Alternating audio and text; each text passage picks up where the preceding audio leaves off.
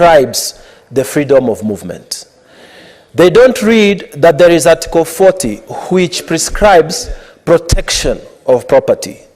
They don't read that there's Article 26, which gives the right to life. So, Madam Speaker, I was insisting that if we are going to talk about the Constitution, let us talk about the whole of that Constitution. Article 37 is not superior to the other articles. That's my first point. My second point, Madam Speaker, it is calling this nation to anarchy if we operate outside the state, outside the Constitution. It is actually calling upon the destruction of the state.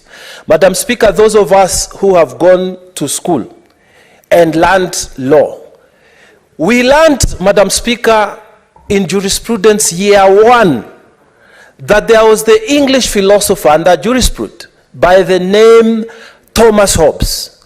Thomas Hobbes stated in his book Witht that in the state of nature, it was the brute force that ruled society. Might was right. Then society developed. It created states.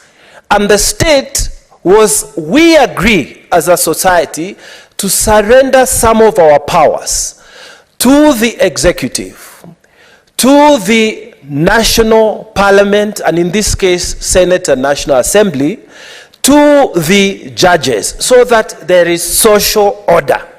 We agreed as a state that this is where we will rule, this is where we will make laws, this is where, if issues arise, we will seek interpretation of those laws.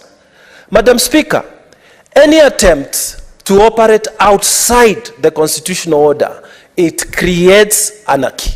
Madam Speaker, I want to tell our leaders who are in the opposition that when you move out of the state, agreed state structure, which we have put in the Constitution, agreed that when we have a problem, we shall go to the judges, that when you want to create law, we shall go to the House of Laws, that when you want to execute, we shall go to the powers that is executive. When you move outside that, you are going to create anarchy, and we will have no state to talk about.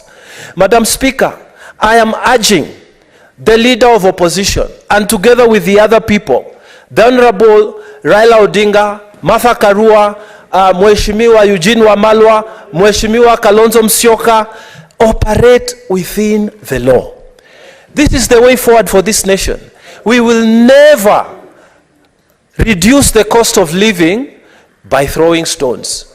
We will never bring down change by throwing stones.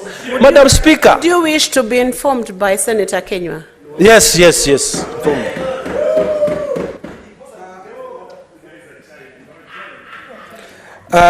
Bwana Speaker, Madam Speaker, pole. Senator Mngatana anawajua hawa watu kwa mienendo yao, kwa mavazi yao na huka zao.